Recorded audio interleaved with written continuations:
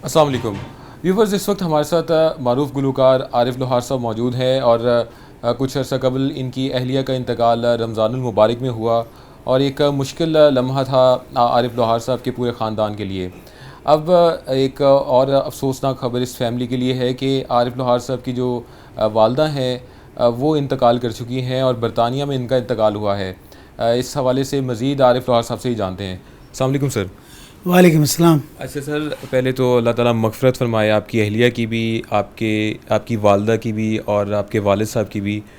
वालदा के हवाले से बताइएगा कि किस तरह उनका इंतकाल हुआ बरतानिया में। वो खासे अरसे से बीमार थी, तो अचानक क्योंकि हमें सारे घर वाले प्रिपेयर थे।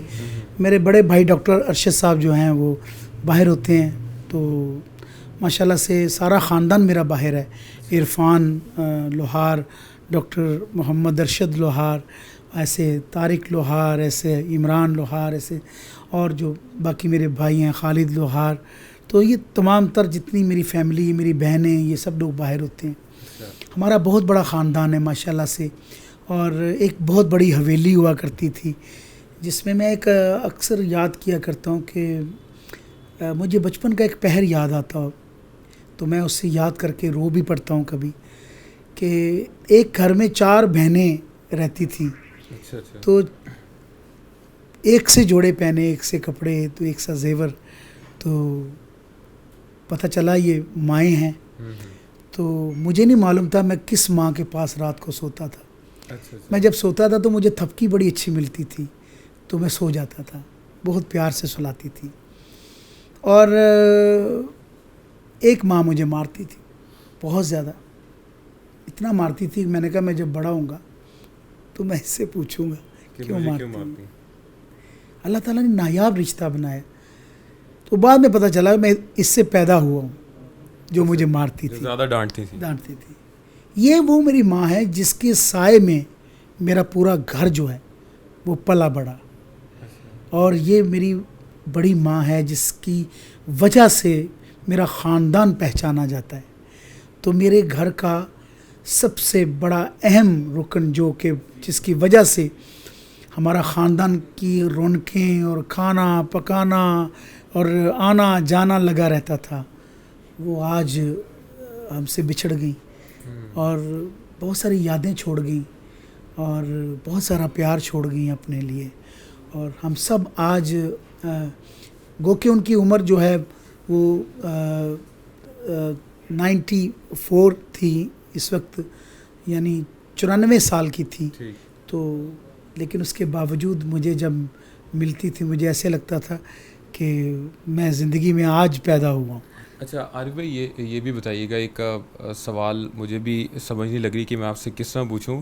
अहलिया का इंतकाल हुआ रमज़ानुल मुबारक में, वालदा कब हो गया, और यही वो दौरानिया है जब आपके वालिद साहब की भी बरसी आती है। तो आप क्या कहना चाहेंगे सुनने वालों के लिए? आपके जो मद्दाह हैं वो आपके ख़ानदान के लिए दुआ करें।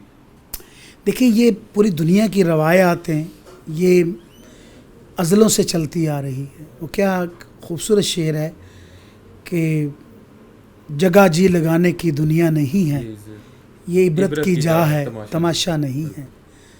यहाँ हर बंदा मुसाफिर की तरह आया है और उसने चले जाना है। और सच्चाई जो है वो हमेशा ज़िंदा रहेगी, और मोहब्बत है, अच्छे पल हैं जो ज़िंदा रहेंगे, पॉजिटिविटी ज़िंदा रहेगी। और हर इंसान जो एक दूसरे के ऊपर एहसान करता है वो अल्फाजों में, वो मोहब्बत के ज़रिए से करता है, तो उसकी यादें ज़िंदा रहेंगी। तो यादें अच्छी छोड़ के जाएं। बड़े ख़ानदान के जो बड़े मसाइल होते हैं वो बड़े लोग हल किया करते थे। हमने सारी ज़िंदगी अपने वालिद साहब के सामने बैठने की भी जुर्रत नहीं हुआ करती थी।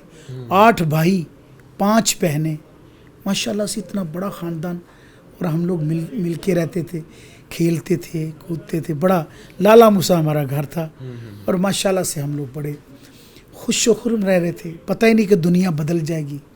आज हम देखते हैं कि कोई किसी का कहीं बसेरा है, हम ये नहीं जानते कि कैसे हमने एक घर में परवरिश पाई। हमने ये देखा कि हम औलाद किसकी हैं।